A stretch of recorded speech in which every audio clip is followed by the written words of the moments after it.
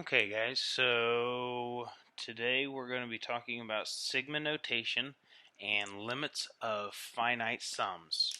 First off, with sigma notation, what happens is we end up wanting to take the sum of some form of equation. I'm going to start with an easy one, say 2x. And what we're going to do is we need a starting number and an ending number. So what we're going to do is we're going to say x goes from 1 to 4. So what we're going to do here is we're going to take each value as x equals 1, x equals 2, x equals 3, x equals 4, and then sum them together. So we're going to have 2 times 1, because that's our first number, plus 2 times 2, that's our second number, plus 2 times 3, third number, plus 2 times 4, and that 4 is our ending number up here. So we take 2 times 1, that's 2, plus 4, plus 6, plus 8, and that ends up giving us 20. So the summation as x goes from 1 to 4, that's how we say this, of 2x equals 20. Now, obviously, we're going to get into much deeper summations. And so let's just go ahead and work out another summation. So let's say that we have the summation as x goes from 1 to 5 of x plus x squared.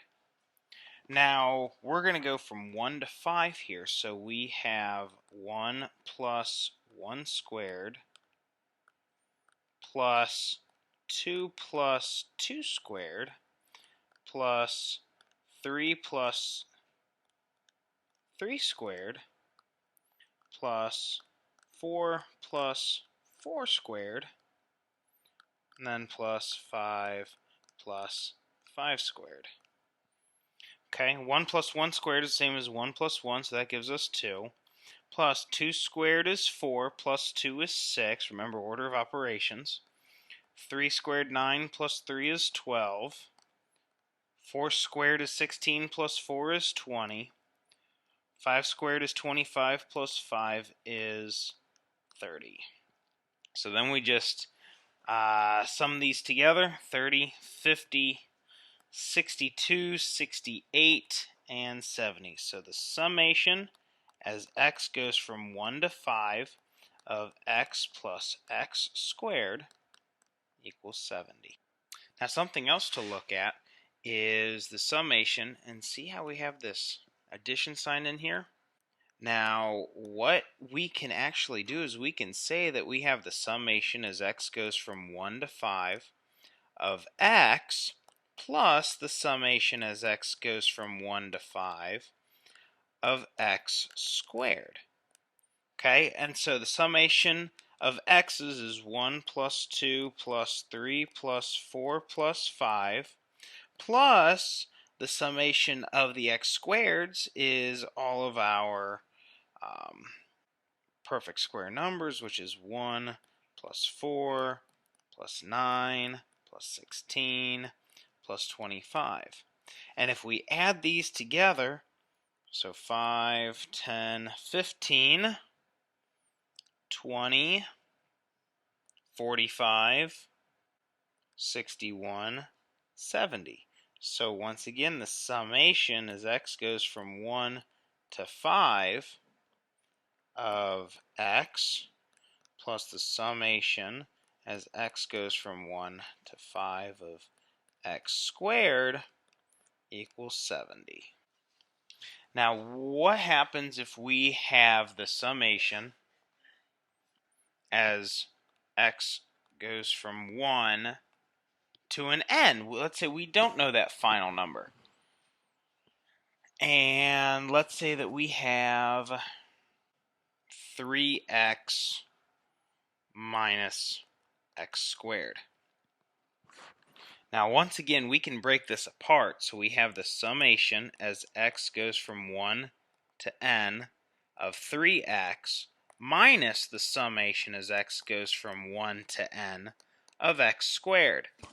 Okay, now this is kind of important.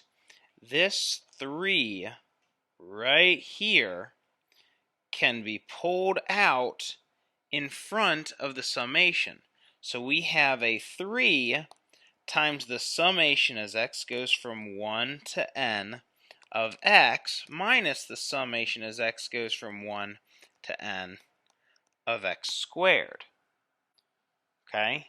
Same thing if we would have a negative sign. Let's say we have the summation as x goes from 1 to n of a negative x squared.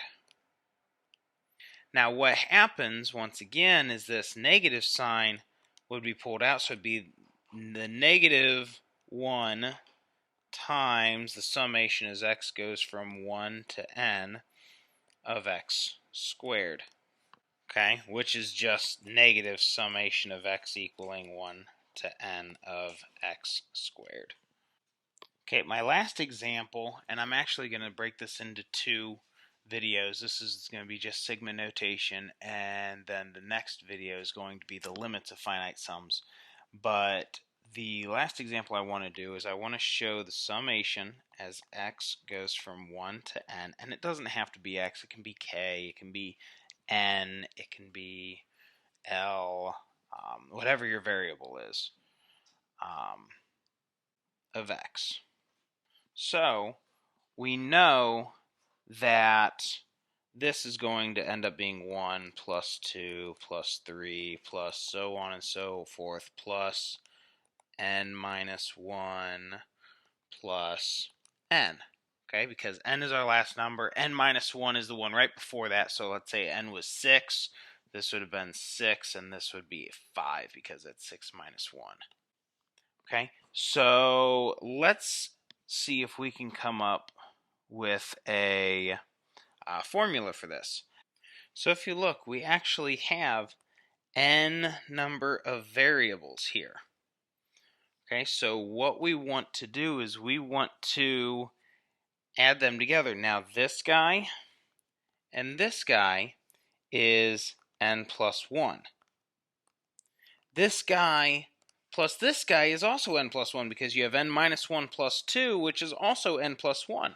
So since we have n versions, but 2 of them are taking up the place, we have n over 2 versions of this n plus 1, which you can rewrite this to say n times n plus 1 all over 2. And as the dogs are going crazy in the background, this will end my video for today.